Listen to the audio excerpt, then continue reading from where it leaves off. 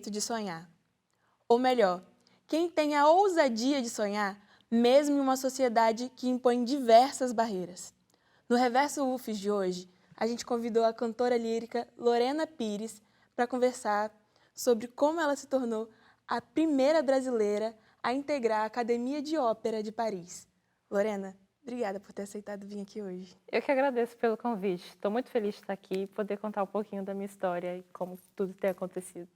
Então, vamos começar do começo. Como é que foi? Como você iniciou na música? Eu comecei em casa, eu sempre gostei muito de cantar e eu gostava muito de um grupo chamado Grupo Ruge. A galera dos anos 2000 aí vai lembrar. E eu tinha o CD, eu e minha melhor amiga de infância, a gente colocava o CD no toca-disco, na rádio, e aí a gente brincava que a gente era uma dessas integrantes do grupo. Eu era a Fantine, por sinal. E a gente performava para a nossa plateia invisível. A gente também gostava muito do calypso. E a gente performava as coreografias e tudo mais. Só que conforme eu fui crescendo e, enfim, entrei na adolescência, tive muita vivência, experiência com o racismo, eu acabei virando uma criança muito retraída, muito fechada.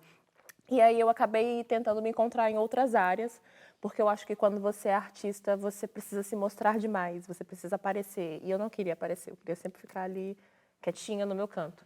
Então fui tentando me encontrar em outras coisas. Eu já pensei, por exemplo, em fazer faculdade de nutrição, de educação física, coisas mais bizarras. Só que eu sempre fui uma pessoa que gostou muito de história, sociologia, e aí eu pensei em fazer direito ou ciências sociais, que são duas áreas que eu adoro. Mas não deu certo, né, gente? Porque em 2016 eu comecei a fazer aula de canto, quando eu estava no segundo ano do ensino médio, e eu comecei de fato, entrar nesse universo que eu sempre gostei de uma maneira mais intensa, dentro de uma escola de música. E quando eu tinha 17 anos, no último ano do ensino médio, eu meio que bati o martelo. Falei, galera, não vai dar, vai ter que ser música mesmo. E aí tô aí, até agora. E quando você falou que ia ser música, qual foi a reação da sua família? Olha, a minha mãe sempre foi uma mulher muito sonhadora junto comigo. Então, quando eu comecei a fazer aulas, a gente tinha os recitais da escola, ela estava sempre lá, ela ia junto comigo, ela me levava, ela estava na plateia. Ela tem os vídeos até hoje. É uma gracinha. E ela sempre me apoiou muito. Hoje, inclusive, ela faz as minhas roupas, meus vestidos, as apresentações. Então, o que você vê em foto, em vídeo, foi ela que fez. Ela sempre esteve muito junto comigo. O meu pai, por ter tido uma infância muito complicada, ele chegou a passar fome quando ele era mais jovem, ele sempre prezou muito pela estabilidade financeira. E o mercado da música, as artes, de uma maneira geral, não é uma área muito estável. Então, ele se opôs um pouco no começo.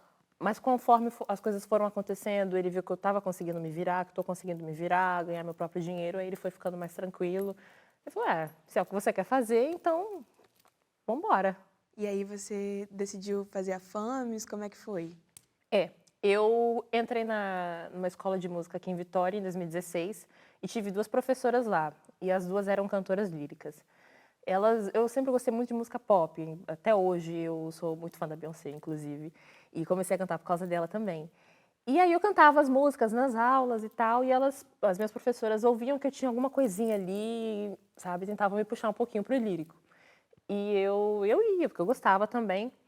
E em 2018 eu assisti pela primeira vez um concerto com orquestra e tudo, no Teatro Sesc Glória, e assisti também minha primeira ópera. Inclusive foi uma produção da FAMES. E aí, de cara, eu me apaixonei. Falei, cara, eu quero fazer ópera, quero fazer o canto lírico. E aí segui em 2018, né, e até final de 2019, fiquei me preparando para poder prestar o vestibular da FAMES. Passei e entrei na FAMES em 2020, na graduação em música. E você falou sobre a barreira e sobre o racismo, né?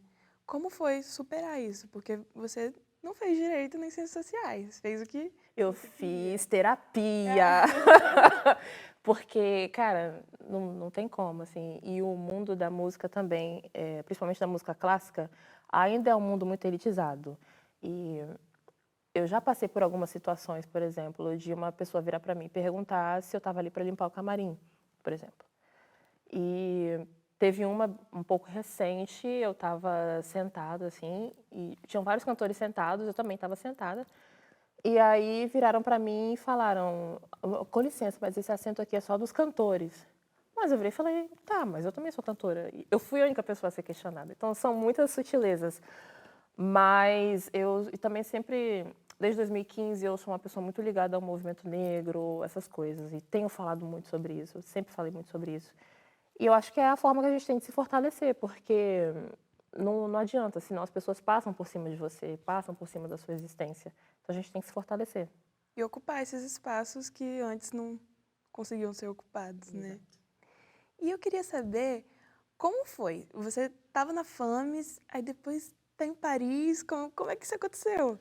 Olha, eu estudei muito, muito, muito. E entre 2020 até agora, assim, a gente passou por muita coisa. A gente teve a pandemia no meio, aí a gente migrou para o online, mas foi toda aquela coisa. As coisas começaram assim a acontecer, de fato, assim, na minha carreira profissional, ali em 2023, quando eu ganhei o concurso Joaquim da Lapinha, que eu ganhei o primeiro lugar. Eu tinha ganhado o segundo lugar no concurso aqui em Vitória, o concurso na Tércia Lopes, mas o Joaquim da Lapinha, ele teve uma dimensão assim nacional muito grande, e aí as pessoas começaram a me conhecer, eu conheci o meu atual agente, inclusive, por causa desse concurso. E eu comecei a fazer muita coisa. Em 2024, cantei no Teatro Municipal de São Paulo, do Rio de Janeiro. E na época que eu estava em São Paulo, eu fiz uma audição. Eu estou meio que ligada à Ópera de Paris por dois processos seletivos diferentes. Eu fiz uma audição para um estágio que está acontecendo. Ele foi dividido em duas partes. A primeira parte foi em dezembro, então eu fui para lá em dezembro, passei alguns dias lá na academia trabalhando com eles. E eu volto agora no final de março, dia 23, que a gente vai ter o concerto lá no mês que vem. E aí eu fiz a audição para integrar a academia de fato.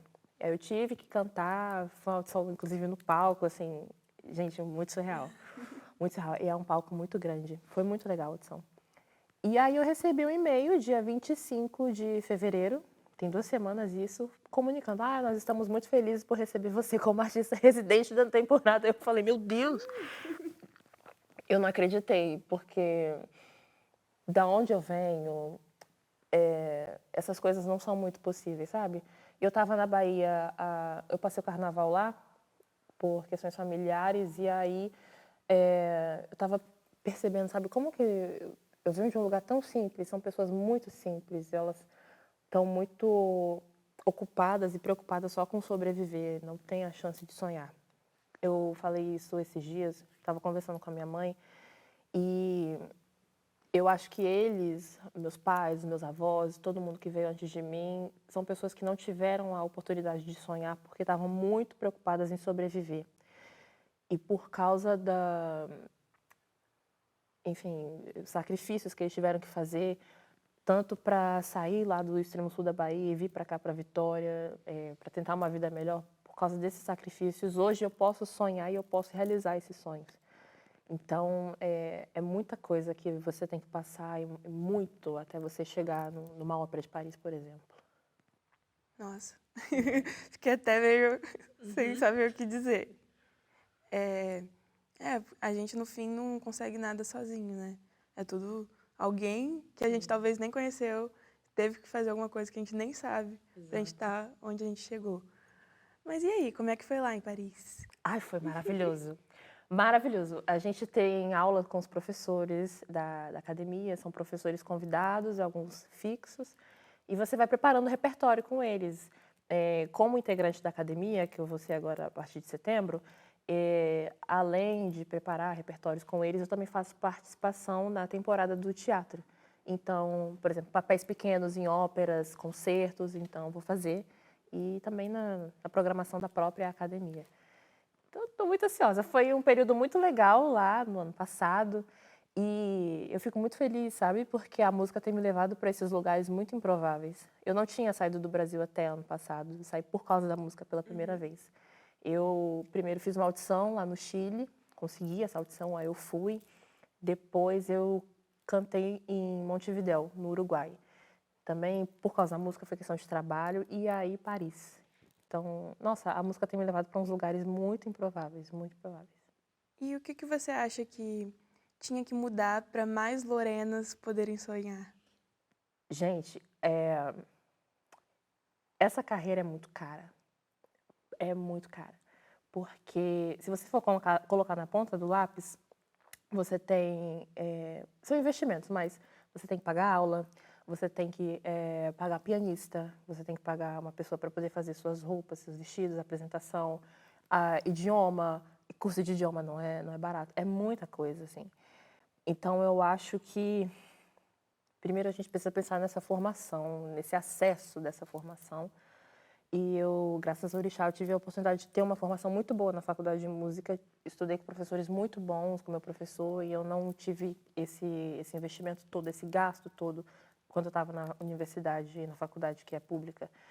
Mas eu acredito que para ter mais Lorenas também nesses espaços, que eu também não quero ser a única pessoa, eu quero que venha mais gente, venha mais gente. Eu acho que se trata também de oportunidades, porque eu tive muitas oportunidades. Eu estudei muito, eu, fiz o que eu tinha que fazer, mas eu tive muita oportunidade. Então, acho que é por aí também.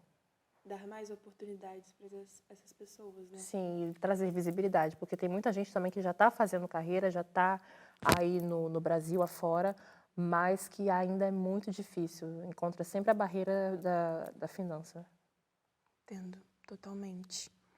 E para você, ter chegado onde você chegou, o que você pensa agora, tipo, para o futuro? O que você está imaginando? Quais são os seus planos?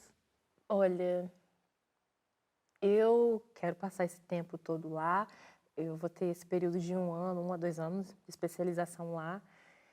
E, assim, eu não sou uma pessoa muito ambiciosa, não, mas eu quero, se as portas se abrirem lá para mim, eu conseguir fazer outras coisas por lá, e por lá fico. Então, eu quero continuar trabalhando com ópera, com música de concerto, que eu também adoro, e fazer meus projetos pessoais também. Lorena, queria agradecer a sua presença. Obrigada por ter aceitado dar entrevista pra gente e boa sorte na sua carreira. Te desejo tudo de bom. Muito obrigada pelo convite, obrigada pessoal de casa que está assistindo. E também quero aproveitar para agradecer tantas mensagens de carinho que tem chegado para mim ao longo desses dias por causa dessa conquista. Muito, muito obrigada. E o Reverso UFES fica por aqui. Até a próxima!